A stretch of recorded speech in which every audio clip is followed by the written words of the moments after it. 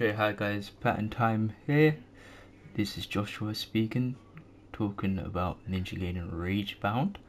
I don't know if this video will be going up before the videos where I actually finished the game, but if it is, spoiler alert, I've finished the game.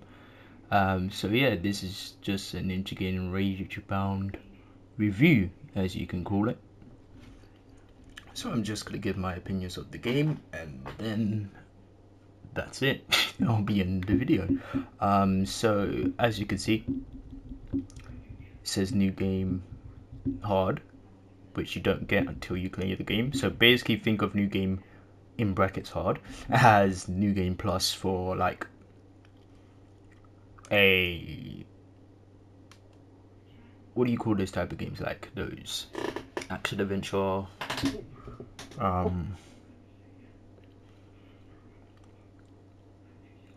or let's say you play Stellar Blade, and after you clear the game there will be a new game plus option. Yeah, that's what new game hard I think is. I could be wrong.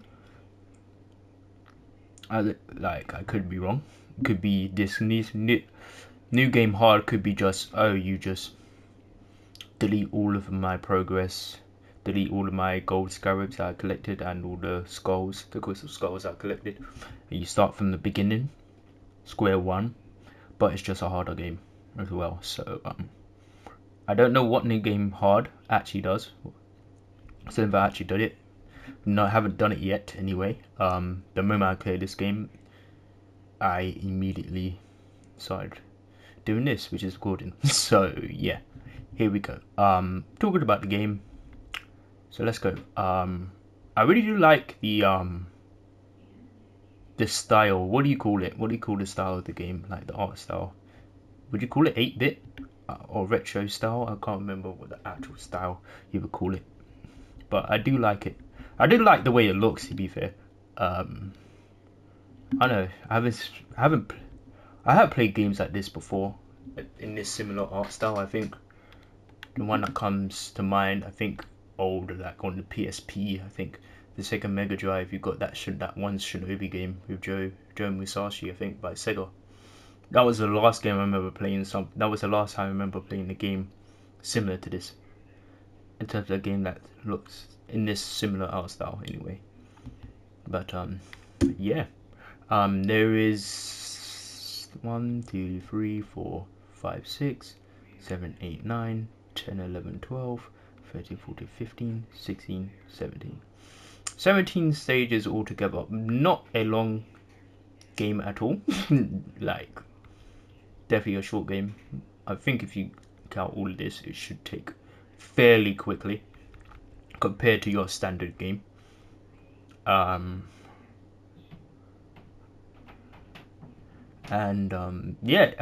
don't know where in the timeline this game is considered in the Ninja Gaiden timeline, in the Ninja Gaiden universe or franchise. I'm not sure where in the timeline it's sitting.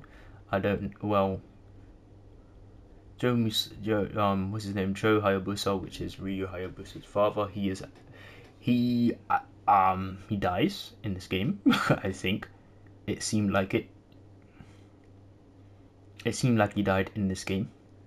In the first level, actually, they show it. You actually play as the father of Ryu Hayabusa, which is Joe Hayabusa. So you see there, the description of the stage is Joe Hayabusa is ambushed by deceitful rivals on his way to a fateful duel. Blades clash in the shadows as the confrontation turns into a fight for survival. So yeah, it's implied he died, or slain in battle. So yeah, probably dead. Could be dead. Who knows? I honestly don't know. He could be, but that being said, I don't know when the timeline fits in terms of, which Ninja Gaiden game. Is it taken after or taken before? Is it set before the events of, I don't know, Ninja Gaiden 1, Sigma 1, Sigma 2, or Razors 3? Ninja Gaiden 3 Razor's Edge. I don't know. I literally don't know. But anyway, regardless of that, I really do like the gameplay. To be fair, kind of like your anyone that's played games like this is like how do I explain it? It's like your 2D. I don't know. It's like it is a platformer, right? Yeah. This game basically, well, they've returned back to their roots with this one, because the Ninja Gaiden franchise started off way back in the 80s, which is, you know, literally over a decade before I was even born. So obviously I never played the OG original games like this, the original Ninja Gaiden games way back then, because obviously I couldn't because I wasn't born yet. But I played the PS3 games, the ones that came on the PS3, which was the Ninja Gaiden Sigma games, which I ended up with absolutely loving, and it's still to this day the Ninja Gaiden series, one of my absolute favorite video game franchises out there. Ninja Gaiden 1, Ninja Gaiden Sigma is what you would call it on the PS3 version. Still a brilliant game to this day, in my opinion. I still love that game, to be fair. Sigma 2, again, which they recently, not too long ago, remastered it. So yeah, which is called Ninja Gaiden 2 Black, I believe, or Ninja Gaiden Black. No, it is Ninja Gaiden 2 Black. You wouldn't pronounce it Black 2, would you? No, I don't think so. So, and then you got Ninja Gaiden 3 Razor's Edge. We don't talk about Ninja Gaiden 3. I'm talking about the Razor's Edge version. We don't talk about that one. But anyway, I think in terms of the gameplay of the original trilogy, I mean the other trilogy, we'll go back to this game quickly soon. Razor's 3 in terms of gameplay is easily the best one for me anyway. In terms of gameplay, if you talk about strictly gameplay, Razor's Edge easily stands on top for me anyway. But anyway, back to this game, Ragebound. Yeah, I like the gameplay. It's very going back to the classic ways of what gaming used to be, I guess you can say. You could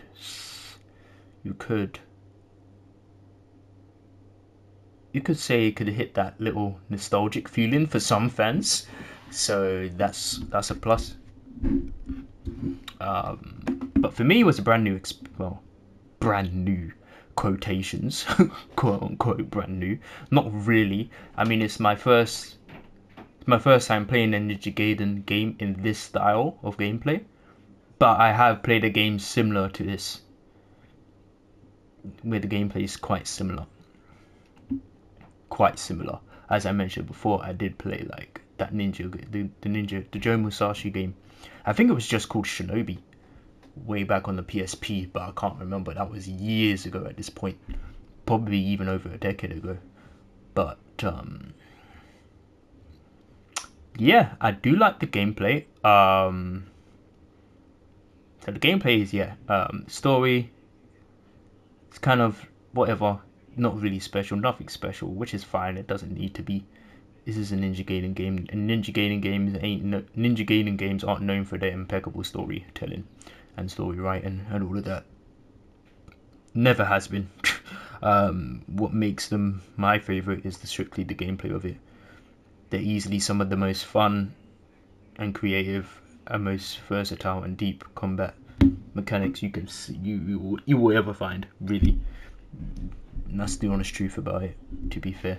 Like, the Ninja Gaiden games still to this day have some of the best combat in the genre.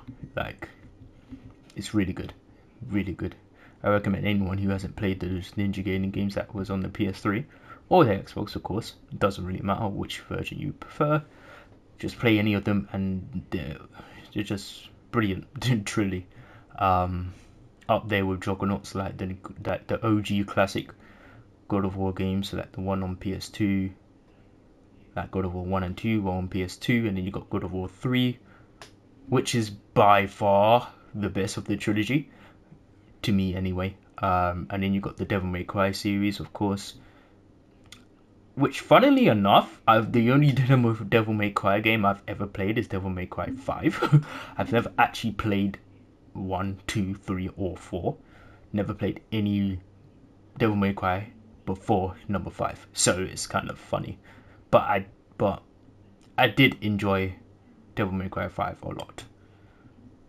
I do miss the hack and slash genre, to be fair. I really do. That's why I was so excited when GAIDEN 4 got announced and revealed. And they even gave us a release date as well. I think it's in November or October, if I remember correctly. But anyway, regardless. Yeah, gameplay's solid. Story is fine, whatever. That's not really why I'm here. But I think one of the best things about the game is definitely the price. The game for me was £20 over here in the UK. So that's cheap. Like, even very cheap, you could say. Especially because most games nowadays are like on average 60, maybe even 70. Like, on average, and that's not even talking about the deluxe edition of the games, because games usually come in two versions. You got the base version of the game, which is, you just get the full game with maybe some things added into it, maybe, and then you got the deluxe edition. You pay a little bit extra, but you get the base game with some costumes, cosmetics, maybe even certain weapons. Some games do that. So yeah, but obviously this game, there is no deluxe edition, no digital deluxe edition, no ultimate edition, just the base game. And £20 it was for me, which is, like I said earlier, very cheap for a game that has come out this year in 2025.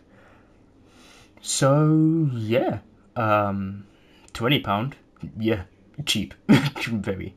I can't remember if it was on a discount because I'm on PlayStation Plus, but I think, yeah. Fun fact: I actually pre-ordered that Shinobi game from Sega, because that was also on discount for PlayStation Plus members. So yeah, I pre-ordered that quick. I think the deal wasn't permanent either, so I could have been wrong, but yeah. It was nice seeing Muramasa again. I'm not even gonna lie. I do love this character. I think he appeared in like all. Yeah, he did. He appeared in all of the 3 Ninja Gaiden games that was on the PS3. So yeah, it was nice seeing him. Absolutely. And fun fact, the funny part is Muramasa actually came in the Neo games. Both of them, if I remember correctly. I could be completely wrong, but Muramasa was in that as well, and he looked the exact same. So I'm like, what the heck? So when this guy hit a certain, when this guy hit like a certain point of his old age, did he just stop aging? Because he should be dead at this point, considering what time period the Neo games are set in, because they're set in like well before the modern day, well before the 21st century. They're around. Neo games were around like the 16th century, 17th century, all that. So Muramasa was in there, and he's in these games as well, which is like literally 4 centuries later, 4 and 5 centuries later, and he's still around here. So I'm like, is this guy immortal? So anyway, that's besides the point. I'm kind of a bummer that I didn't get to play Ryu himself, the man himself. Unfortunate. I mean, fighting him was pretty cool in this level, I'm not gonna lie. The second level, it's pretty cool fighting him. He was doing the stupid little tricks, like he was literally teleporting mid-swing. I think when you get him to a certain amount of health, he's just like, geez, this is Ryu Hayabusa we're talking about. Definitely, like, anyone who's played this game and played this level, you will see what I'm talking about. He starts doing the moves that you actually use when you're actually playing them in the old games, in the PS3 games, and the Xbox games if you played the Xbox versions. Like he actually teleports. He does the flying swallow technique. You got the Asuna drop. Brilliant. Literally a spinning move that I remember doing as well. So it's like cool, very cool. So yeah, what would I rate this game? That's a good one.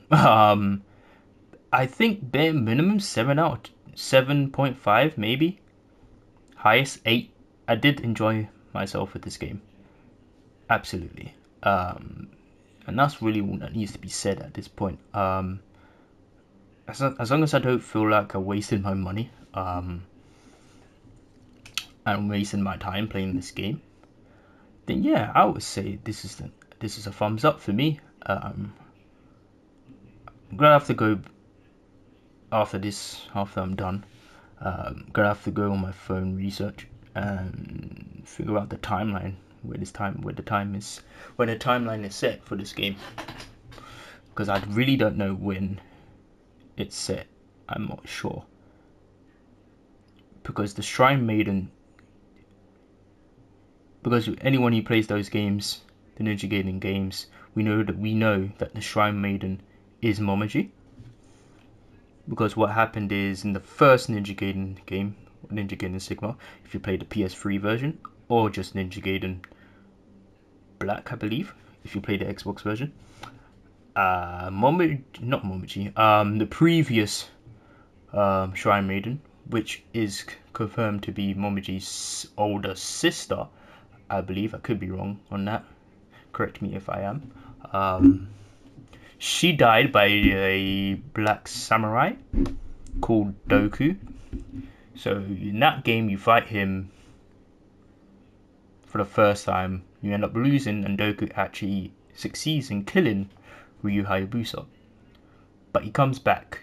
Ryu Hayabusa comes back. I think it took days for him to actually resurrect himself or revive himself. So that was cool. Didn't know that was the first time we saw Ryu actually die and resurrect himself. Took days, but he still did it, so that's cool. I don't know if he actually did die in like the OG classic Ninja Gaiden games, like the ones in this style of gameplay. I'm not sure, but yeah. And that's where we get the now iconic legendary Black Falcon costume, that all black costume that he wears all the time now. So yeah, he gets that. Yeah, so after that game, Ninja Gaiden 2 comes, and then the new Shrine Maiden of the Hayabusa village ends up to be Momiji, which is, of course, as I mentioned earlier, the previous Shrine Maiden's little sister. So yeah, but the Shrine Maiden in this game is unrecognizable to me. It's a completely different woman. It's definitely not the previous Shrine Maiden, like Momoji's elder sister, and it certainly isn't Momiji either. So it must be the one before that. So I'm guessing their mother, perhaps grandmother, even maybe aunt. Who knows? I generally don't know. It could be a family member, or they could be not related at all. Who knows? But anyway, yeah. Yeah. So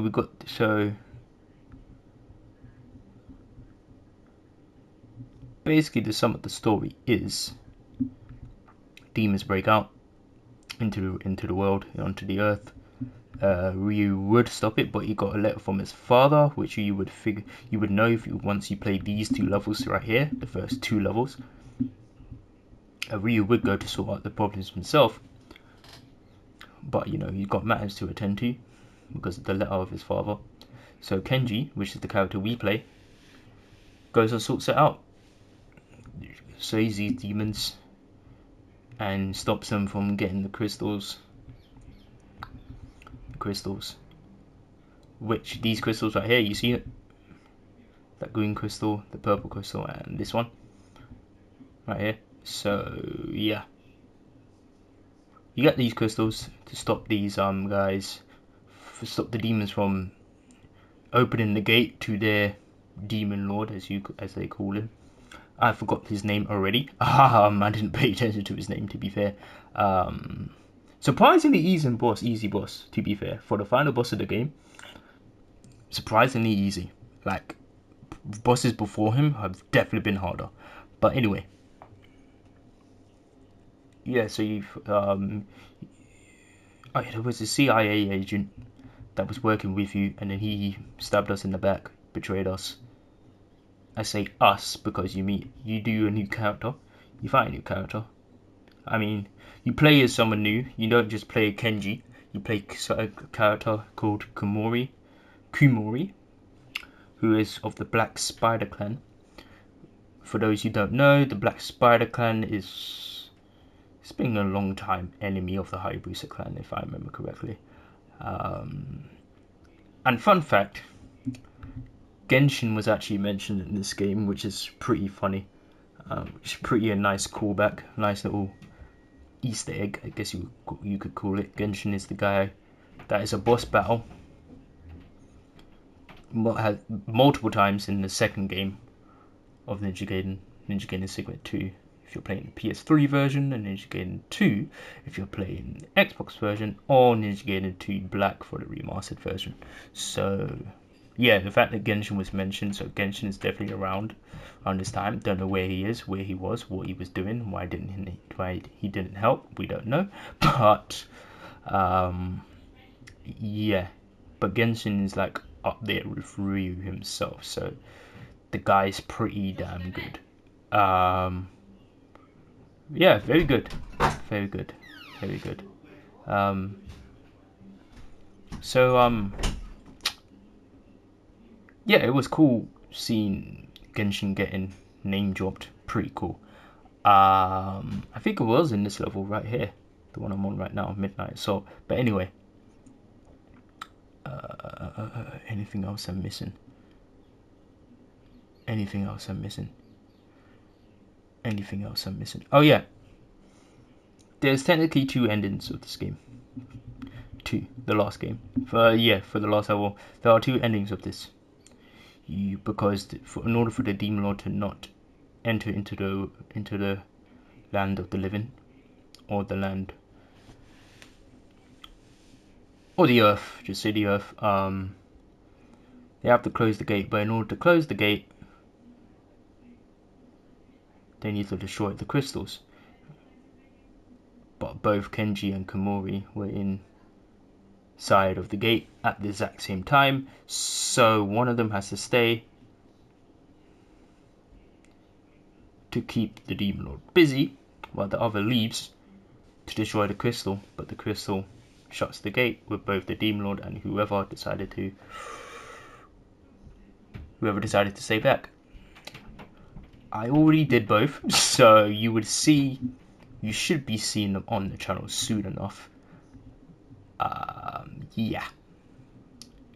Hopefully before you see this one. Hopefully before you see the review video of this, because that would be a bummer and will spoil everything. But hopefully, we hope. But anyway, I think that's it. I kind of probably say one thing. I'd kind of like the banter, those small little banters that Kenji and Komori had between each other.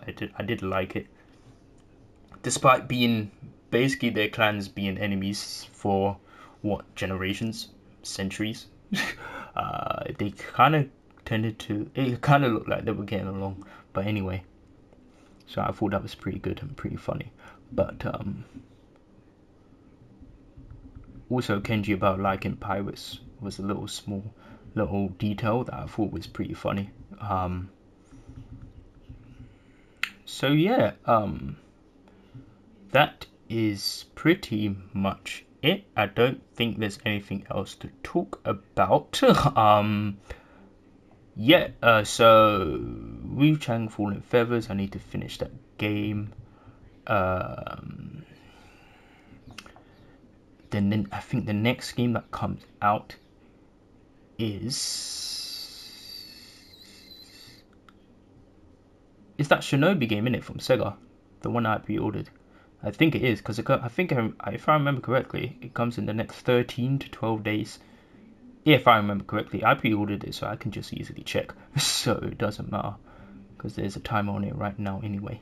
But yeah, I need to finish Fallen Feathers. September will be the new Sonic Racing game. October, I think it's Ghost of Yotai, I don't know. And then I think October is also Ninja Gaiden 4, if not November. It's Ninja Gaiden 4. So yeah, this year we're going to be having quite a blast with the new games that's coming out. So that's nice. Absolutely. 100%. Wuchang Fallen Feathers, I do intend to clear it, and I do intend to make a review of it once I have completed it. But as of right now, I have no idea.